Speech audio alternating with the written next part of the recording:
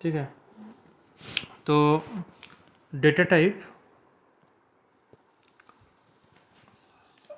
Variable, तो दो तरह का लैंग्वेज होता है, ठीक है।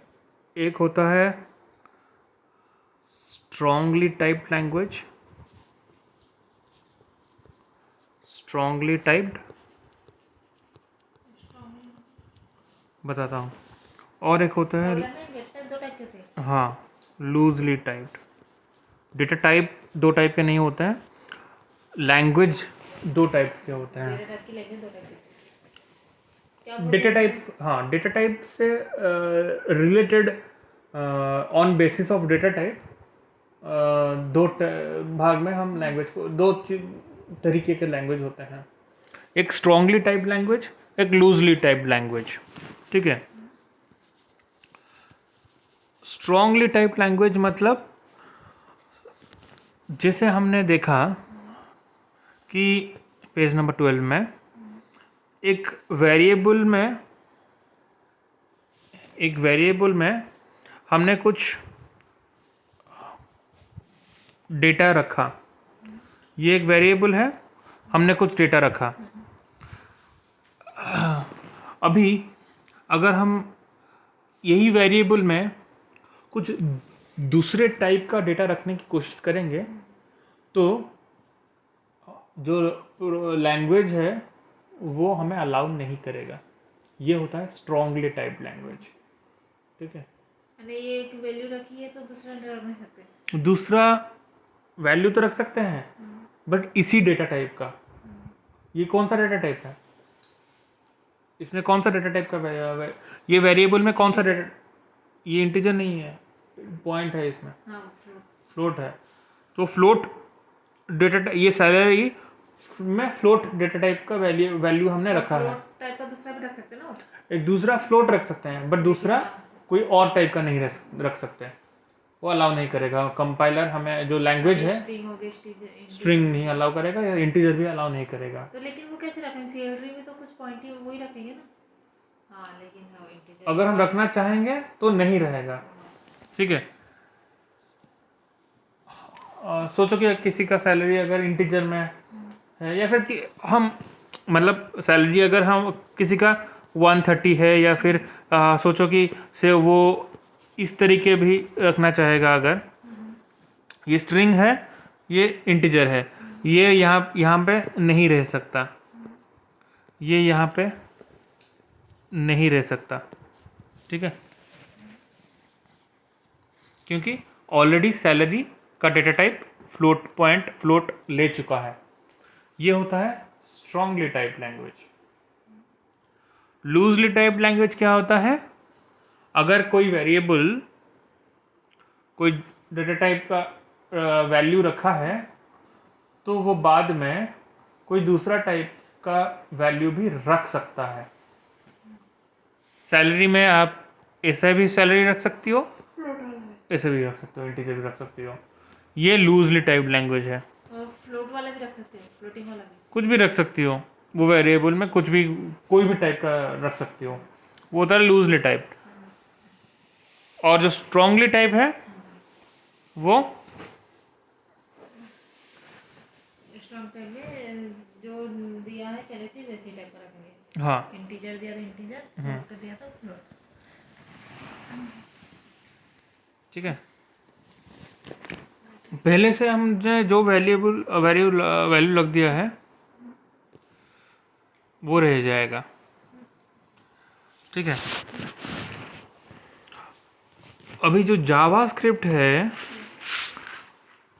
जावास्क्रिप्ट क्या वो स्ट्रांगली टाइप्ड है या लूजली टाइप्ड है? जावास्क्रिप्ट 15 पेज 15 को जाओ। जावास्क्रिप्ट जो है वो एक लूजली टाइप्ड लैंग्वेज है, ठीक है।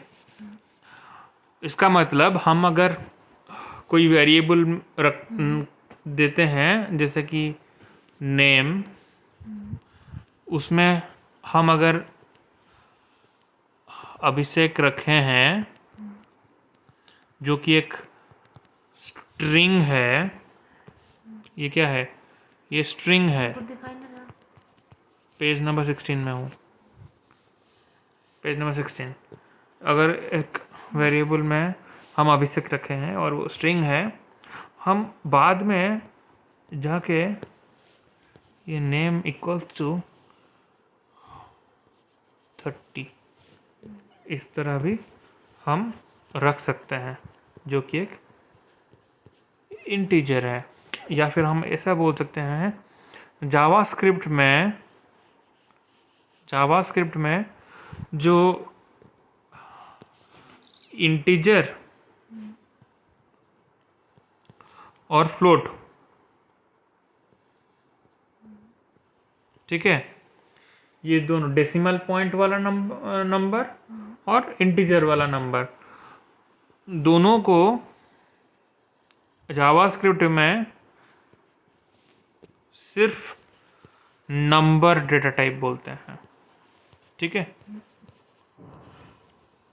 तो वो ये दो टाइप का जो लिखा है इसमें, इंटीजर और फ्लोट, जावास्क्रिप्ट में दो टाइप नहीं है। वो कुल मिला के जावास्क्रिप्ट पढ़े ना शुरू से जो पढ़े। हाँ, कुल मिला के वो नंबर डेटा टाइप उसको बोलते हैं। ठीक है, जावास्क्रिप्ट में तो आपने देखा कि जावास्क्रिप्ट में डेटा टाइप क्या क्या सब है।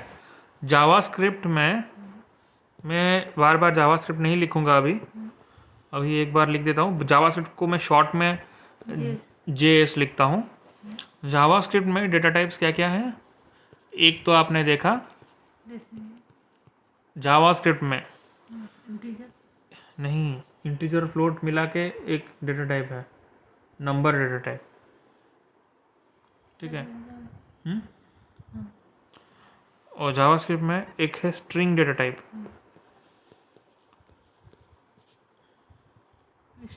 इंटीजर नहीं, जावास्क्रिप्ट में स्ट्रिंग और इंटीजर फ्लोट नहीं है, वो उसको एक साथ मिला के नंबर बोलते हैं। अलग अलग डेटा टाइप नहीं है, इंटीजर और फ्लोट अलग अलग नहीं है जावास्क्रिप्ट में, उसको कुल मिला के नंबर डेटा टाइप बोलते हैं। ठीक है, तो जावास्क्रिप्ट में दूसरा डेटा टाइप क्या है? नंबर। ठीक है, इंटीजर और फ्लोट दोनों अलग अलग डेटा टाइप हम नहीं मानते हैं जावास्क्रिप्ट में, वो एक कैटेगरी के अंदर आता है, नंबर। ठीक है, अभी आप पूछ रही थी जो इंसान आएगा उसको क्या पूछोगी ना, उसका गर्लफ्रेंड है या नहीं, उसका जवाब कैसा रहेगा? हाँ या ना में रहेगा। तो पेज नंबर 18, हम उसको ऐसे इस वेरिएबल में रख सकते हैं, इज जीएफ, तो वो आइदर ट्रू होगा या फिर फॉल्स होगा। दिखाएगा नेटवर्क आएगा तो दिख जाएगा।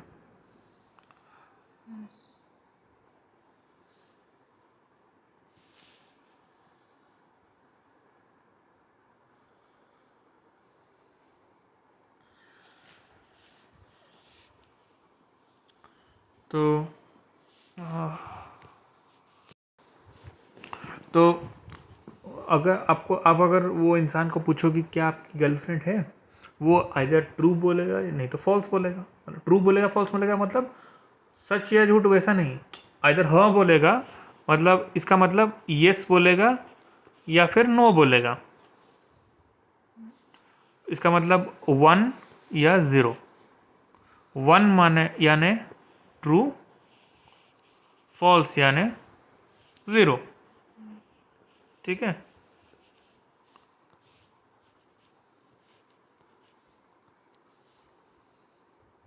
तो ये जो डेटा टाइप है इसको बोलते हैं बुलियन। बुलियन मतलब ये जो नाम बुल है, जो नाम लिखा है बुल, जो वर्ड है बुल, वो एक्चुअली एक मैथमेटिशियन से के नाम से आया है। ठीक है, तो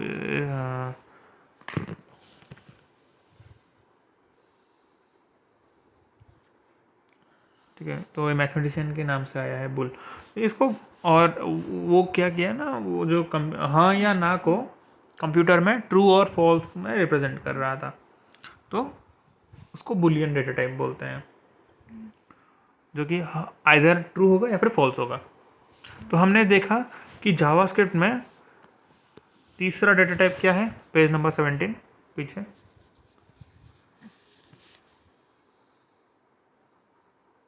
तीसरा डेटा टाइप क्या है, बुलियन। ठीक है,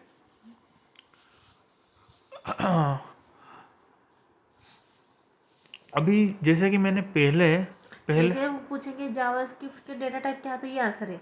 हाँ, और वो क्या थे, इंटीजर, वो कुछ और लैंग्वेज हैं जिसमें और भी हम जो नंबर है उसको और भी डिवाइड कर सकते हैं। मतलब इंटीजर एक तरीके से स्टोर होगा, फ्लोटिंग पॉइंट नंबर एक दूसरे तरीके से स्टोर होगा मेमोरी में।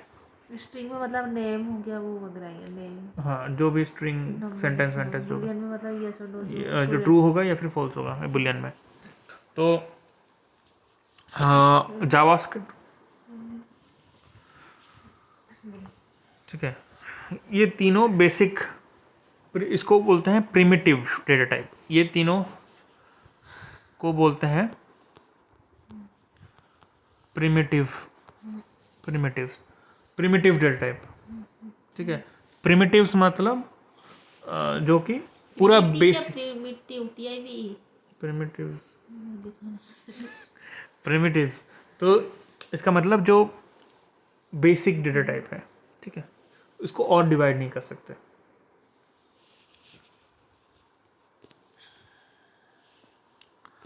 अभी अभी हम देखेंगे कैसे एक जावास्क्रिप्ट, एक छोटा बेसिक जावास्क्रिप्ट प्रोग्राम कैसे लिखा जाता है। Page number 19।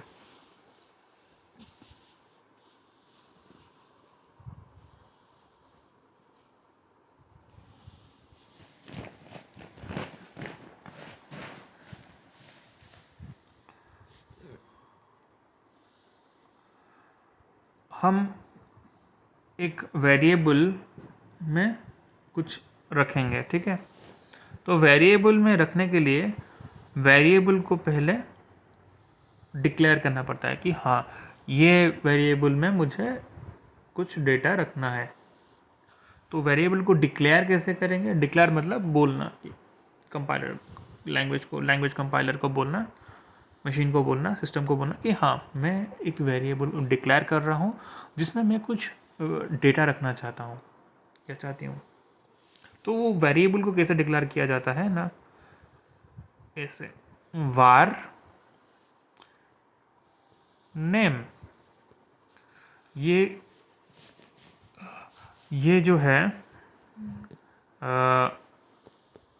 ये जो है इसको बोलते हैं कीवर्ड, और इसको बोलते हैं वेरिएबल नेम। ठीक है, ये जो कीवर्ड है, ये कीवर्ड आपको यूज़ करना पड़ेगा जब हम कोई भी वेरिएबल डिक्लेयर करते हैं। फिर ये जो हम फिर उसको डिक्लेयर जो किए हैं, फिर अभी हम उसको क्या करेंगे ना, इसमें कुछ वैल्यू रखेंगे। वैल्यू रखने के लिए हमें लिखना पड़ेगा नेम इक्वल्स टू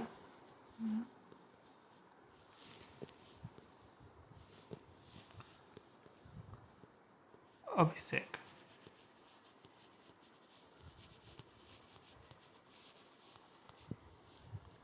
ठीक है, तो ये हमने ये वेरिएबल में ये वैल्यू असाइन किया है, क्या बोलते हैं इसको, असाइनमेंट। ये इसको बोलते हैं असाइनमेंट ऑपरेटर। ये जो है ना, ये इक्वल टू, इसको बोलते हैं असाइनमेंट ऑपरेटर।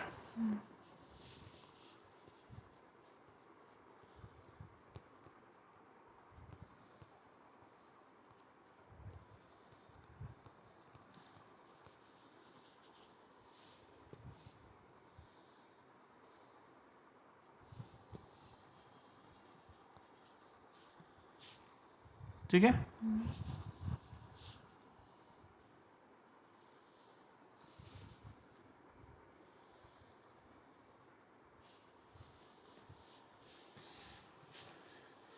ये हमने वेरिएबल में एक वैल्यू असाइन किया। अभी हम चाहते हैं कि इस वेरिएबल से जो वेरिएबल में जो वैल्यू स्टोर हुआ है उसको प्रिंट करना चाहते हैं, कहीं पर दिखाना चाहते हैं। हम जानना चाहते हैं इस वेरिएबल में क्या स्टोर हुआ है। तो उसके लिए हम लिखेंगे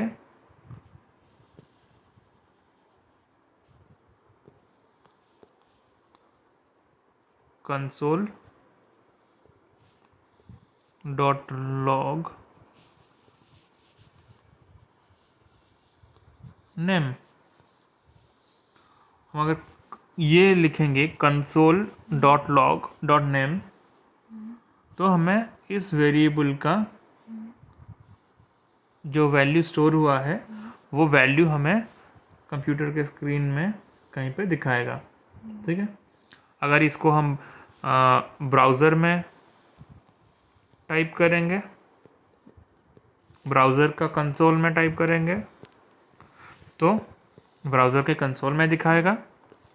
अगर इसको हम कमांड लाइन प्रॉम्प्ट में टाइप करेंगे तो वहाँ कमांड प्रॉम्प्ट में दिखाएगा। ठीक है, तो ये हुआ जावास्क्रिप्ट का पूरा सबसे बेसिक प्रोग्राम। अभी इतना तक हम इसमें आपको दिखाया। अभी थ्योरी बहुत हो गया, प्रैक्टिकल कर सकते हैं। ये क्या बोलते हैं इसको, ब्राउजर कंसोल? ये हम ब्राउज़र कंसोल में टाइप करके दिखा सकते हैं या फिर कमांड प्रॉम्प्ट में। तो ये इसको, ये जो है वो प्रिंट ये जो वेरिएबल में जो वैल्यू है वो दिखाएगा।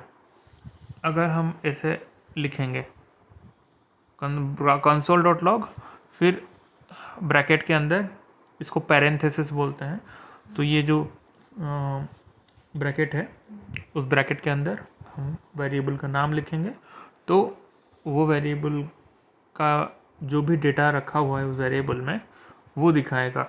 अगर हम इस चीज़ को हम ब्राउज़र कंसोल में एग्जीक्यूट करेंगे तो ब्राउज़र कंसोल में दिखाएगा। अगर कमांड प्रॉम्प्ट में एग्जीक्यूट करेंगे तो कमांड प्रॉम्प्ट में दिखाएगा। कमांड प्रॉम्प्ट और ब्राउज़र कंसोल अगर अभी समझ में नहीं आ रहा है तो हम जब प्रैक्टिकल करेंगे तब समझ में आ जाएगा। इतना ही, ठीक है।